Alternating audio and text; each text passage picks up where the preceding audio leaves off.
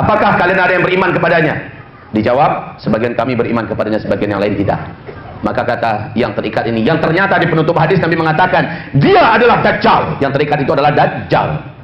Apa katanya? Beruntunglah orang yang percaya dengan si Ahmad itu, karena yang dia katakan adalah benar. Dia adalah lelaki yang benar. Kata-kata Dajjal ini berpengaruh kepada Tamim Ad-Dari yang menyebabkan dia ketika kembali ke Arab, dia datang ke Madinah, dia bersyahadat di depan Nabi Muhammad SAW. Nah, pertanyaannya dijawab. Dia bertanya tentang 3 keadaan alam di negeri Palestina. Kalian tahu tidak dengan Danau Tiberias? Kalian tahu tidak dengan mata air Zuhar? Kalian tahu tidak dengan kebun kurma di Baisan? Tiga-tiganya di Palestina. Apa jawaban Tamim Ad-Dari dan kawan-kawan? Ya, kami tahu. Apa yang ingin kau tanyakan? Danau Tiberias airnya masih banyak atau sudah susut? Waktu itu dijawabnya airnya masih banyak. Kalau sekarang ya memang sudah susut, ya. Airnya masih banyak. Sebentar lagi lihat saja oleh kalian, airnya susut. Kalau airnya sudah susut, itu pertanda saya sudah lepas. Yang kedua, mata air Zuhar. Airnya masih keluar nggak dari mata air itu? Waktu itu kami menjawab, sekarang airnya banyak.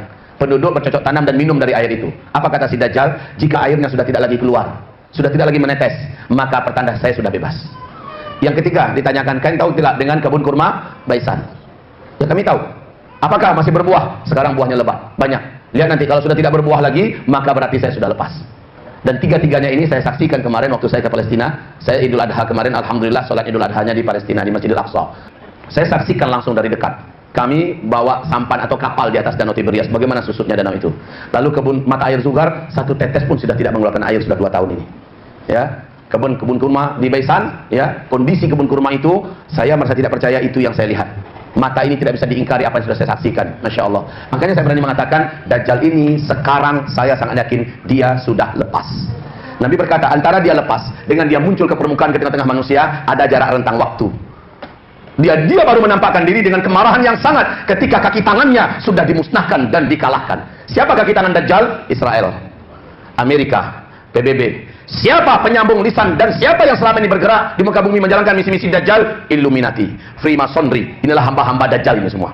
Program besar mereka The New World Order. Dan ini seluruhnya akan dikalahkan oleh sosok keturunan kandung Nabi Muhammad yang akan muncul setelah Dukhan. Siapakah namanya? Dan inilah kelak yang akan memimpin di fase kelima. Namanya adalah Imam Al-Mahdi. Pernah dengar nama ini? Ini nanti yang dia akan muncul. Ini keturunan kandung Rasulullah SAW dari Hasan bin Ali, ya. Imam Al-Mahdi ini akan muncul. Dan kata Rasulullah, ketika Al-Mahdi nanti muncul, kalian semua akan berperang di belakangnya sudah menggunakan pedang, tombak, panah. Dan kendaraan kalian pada masa itu adalah kembali memakai kuda. Makanya saya yakin Al-Mahdi muncul setelah Dukhan. Karena Dukhan diakibatkan oleh meteor. Meteor inilah yang menghantam, yang menyebabkan berakhirnya semua teknologi. Oleh sebab itu saya yakin sekali Al-Mahdi munculnya setelah hantaman meteor.